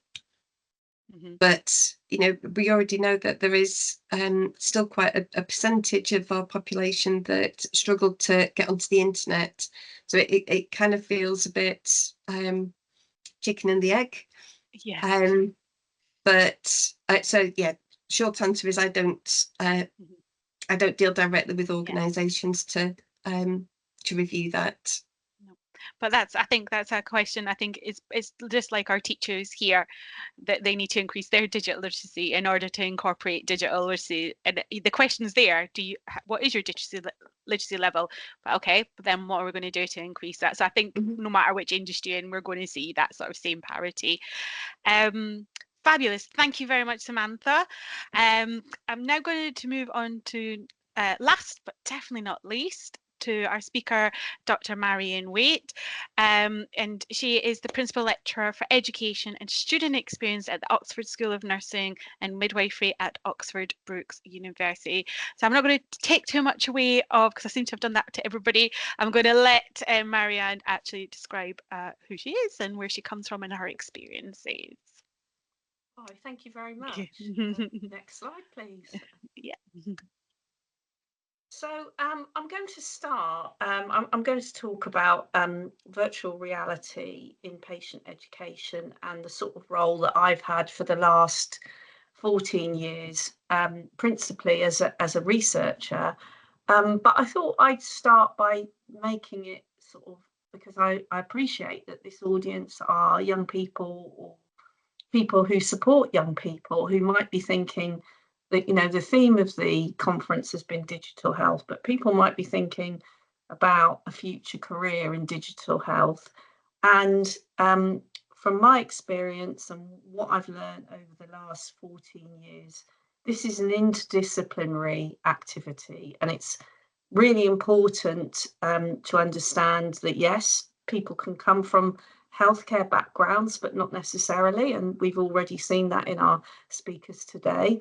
Computer scientists, engineers, and psychology, and these are the people that I principally work with. So anyone thinking about a career in any of those areas principally could have a future in digital health, and it's really important for those people going forward to be able to appreciate the expertise of other disciplines other than their own to come up with digital solutions. So I am a nurse, and I worked as a community nurse, and I had a specialist interest in diabetes care as a community nurse. I moved into higher education as a teacher and ran diabetes modules. And over that time, I've been able to maintain my principal nursing interest, which is great. And now over that time, I've become a researcher. So but part of this team, we work very closely with people with diabetes.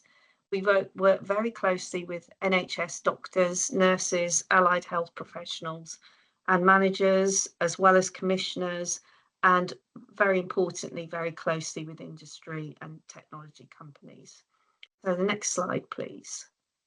So the project that I'm going to outline for you is a virtual reality project, which aimed to explore the possibility of virtual reality for diabetes education. So diabetes is a global issue with severe consequences, and anyone here that's a healthcare practitioner, whatever context they've ever worked in, they will have, or they will encounter people with diabetes.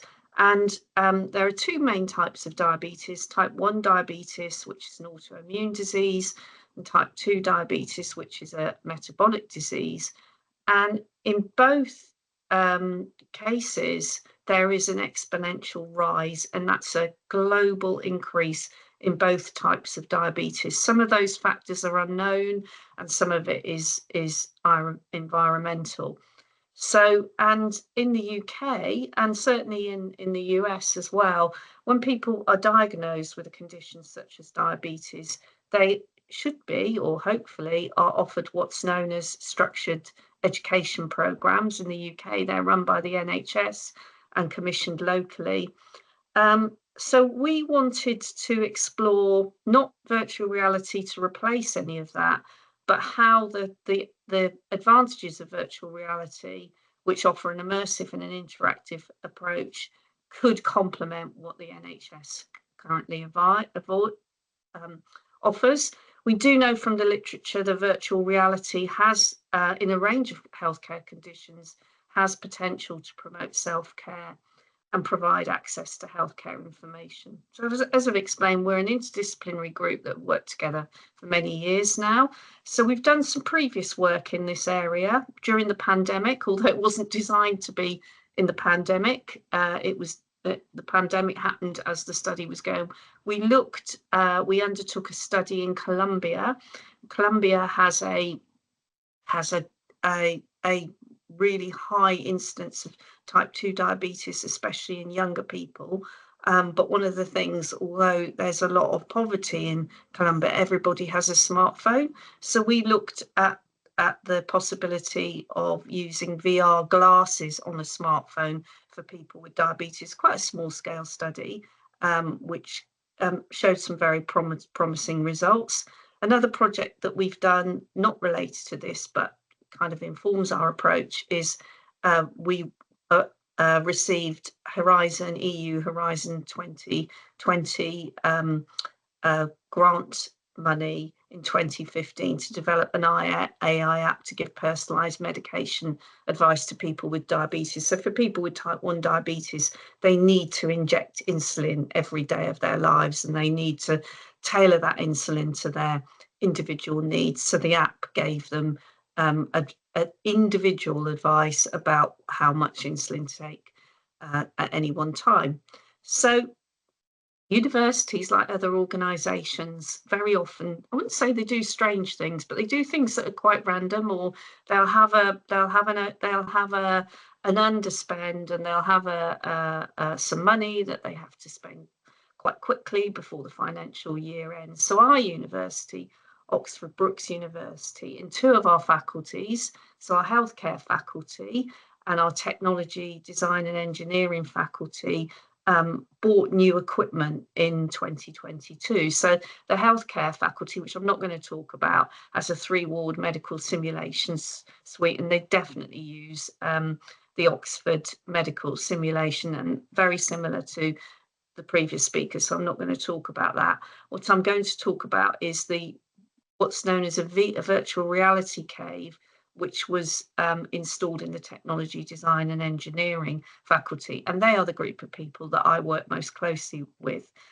So this was installed, and academics were invited to kind of get on with it really and do whatever they wanted to do with it. So we had an idea that actually this is something that we could trial out for the work that we do in diabetes. So it's a virtual reality cave. It's 3-walled. It's more high tech than our medical simulation suite. And it's a bit like, I don't know whether anybody's been to ABBA Voyage or been to a 3D cinema, very like going into a 3D cinema. The users wear glasses, not a headset, not a conventional VR headset. So that could be more comfortable than a VR headset.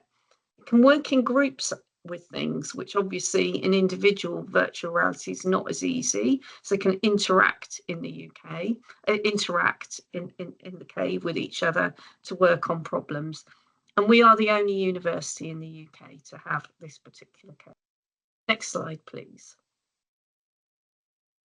So just to what are the differences between a VR cave and a headset? So there's opportunities for group learning, physical embodiment, 3D models. So you can actually trial out physical procedures in this sort of environment.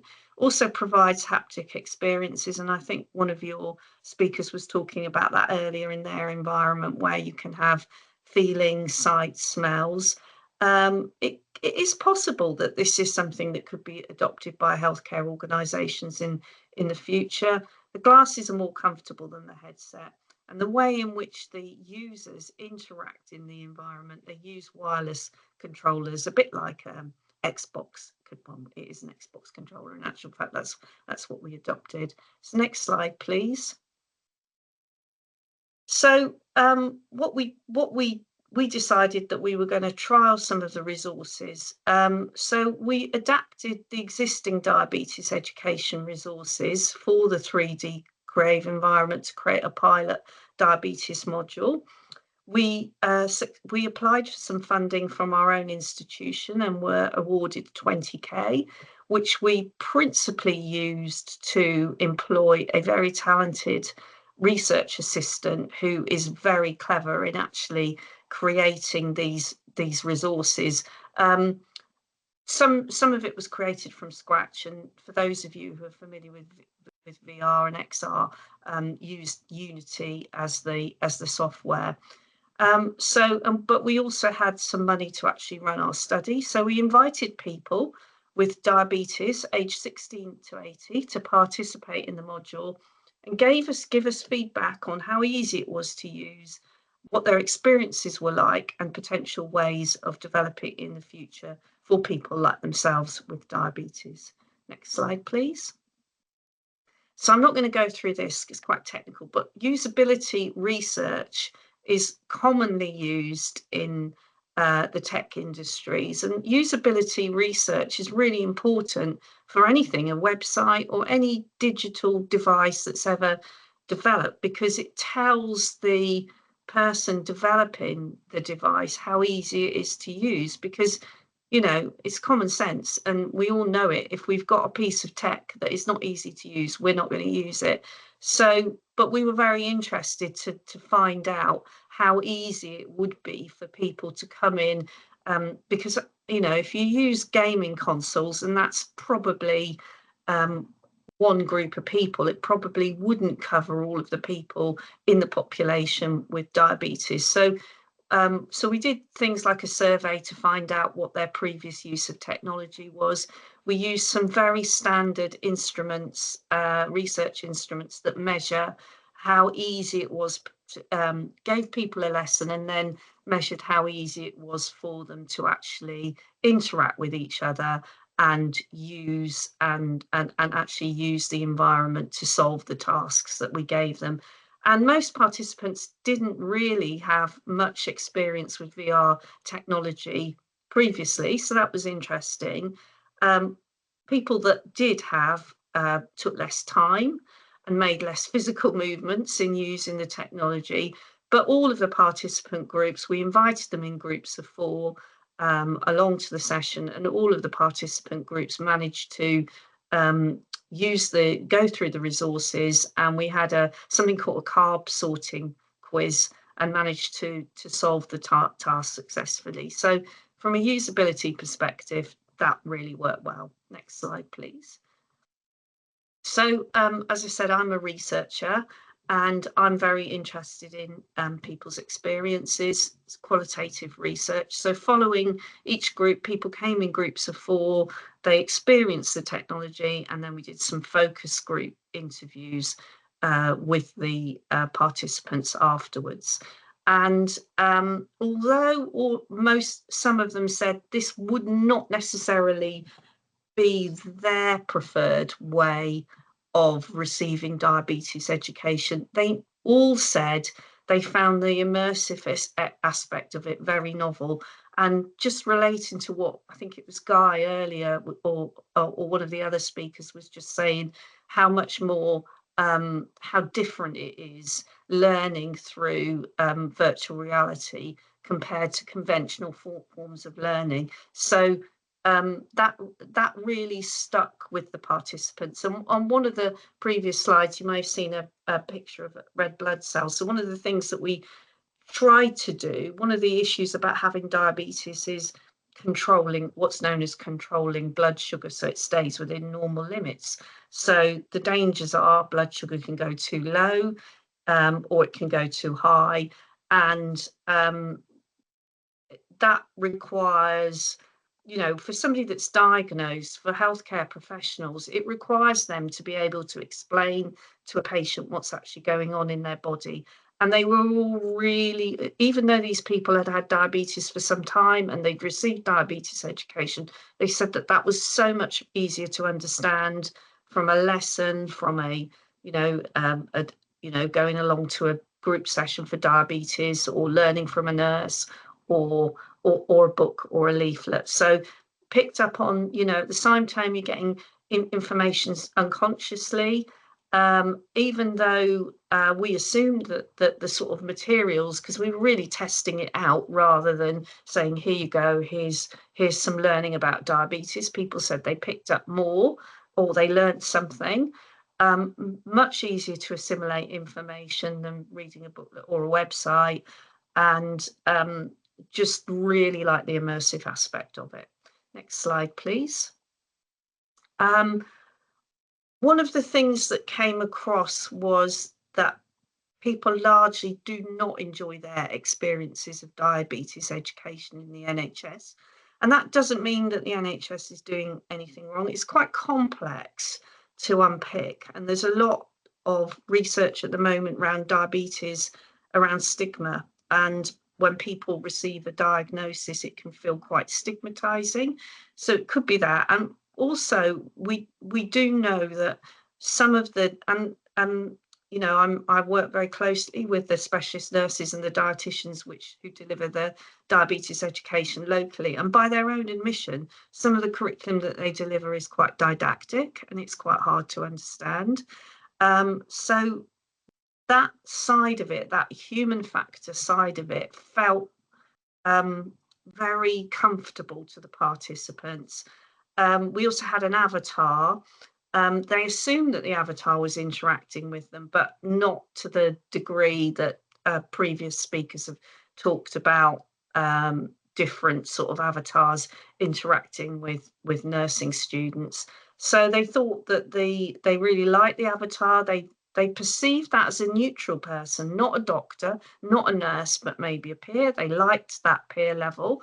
Thought that they got more from their first sessions with the NHS, and picking up, they do feel, and I'm sure nobody intentionally means to be judgmental, but they did feel that it felt less judgmental than things that they'd experienced in the NHS. Next slide, please. So they were very, very, had lots of ideas for how we could develop this sort of technology for the future. So there seem to be 4 areas. One area is that, as clinicians, we talk about complications of diseases, and we talk about them in very physiological ways, heart disease, blindness. But the work that I've done with people with diabetes, for them, a complication of having diabetes is not being able to live a normal life and do the sort of activities that you want to do without having to think about your blood sugar. So things like, and I've come across this in previous research, very hard for somebody, particularly with type 1 diabetes, to participate maybe in extreme sports. So they like the idea of this simulated environment where you could possibly, and obviously you would need AI for this, you could possibly simulate an activity or an experience and what would happen to your blood sugar if you did X. People with diabetes are recommended to see their GPs or their practice nurses regularly. They're also recommended to have routine eye screening and routine foot screening. It isn't always obvious to the person with diabetes why that is the case, and they felt this would be a good environment, sort of building on from the sort of physiology side of things, where you could show what clinicians are looking for in eye screening and foot screening.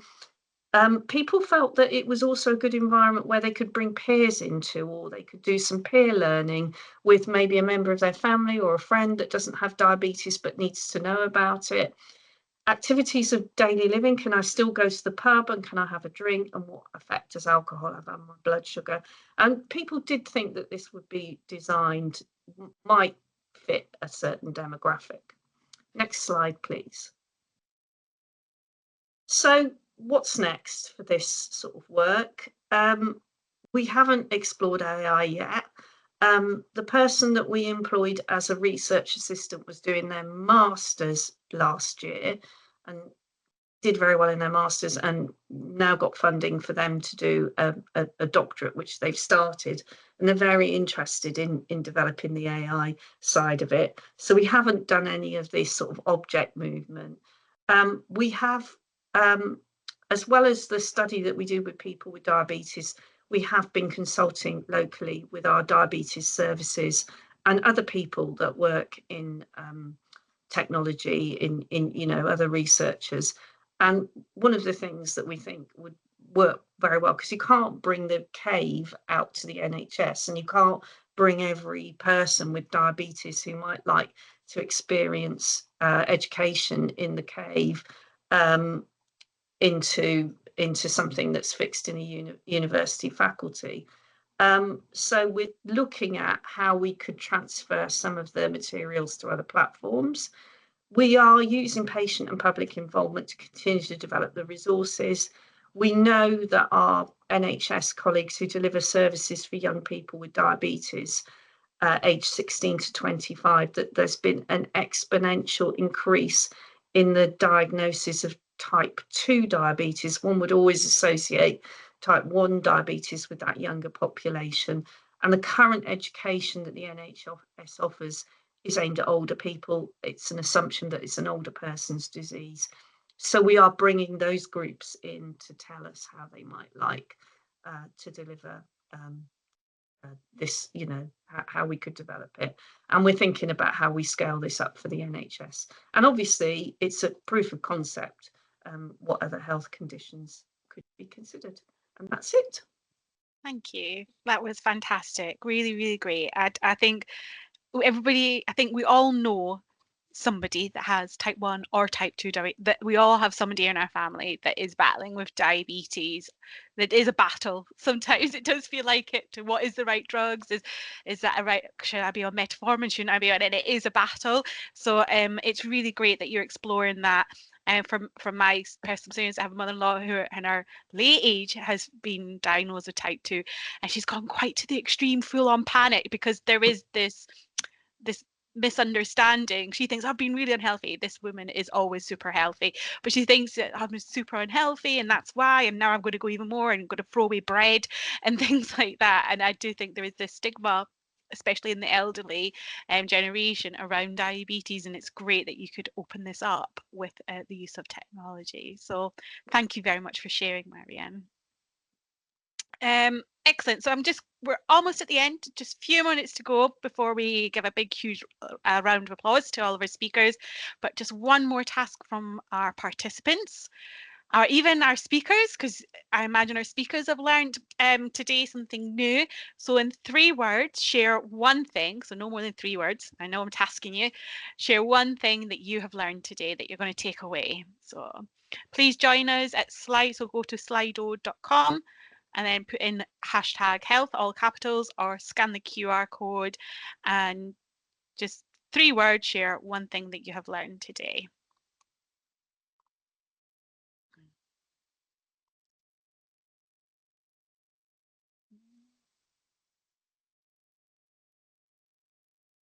Just going to put this in the chat for those that are struggling with QR code.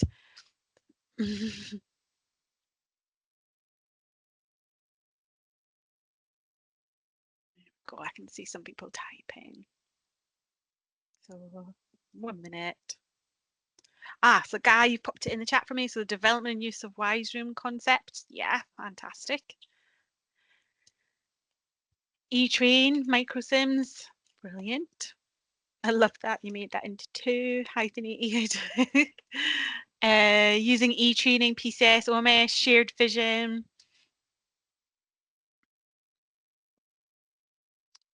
Diabetes, diversity. I like that. AI isn't scary. Absolutely correct. AI doesn't have to be scary. It definitely doesn't. VR Cave, using gaming consoles for new technology. Absolutely. Use Senses with AI. Yeah, fantastic. These are all really great. So just let people put their last thoughts. 5G technology. Yeah, 5G's been out there in the ether for ages. I have no idea what people are doing with it as well. So I do want to find more out about the 5G because I think it's one of those things we never hear about.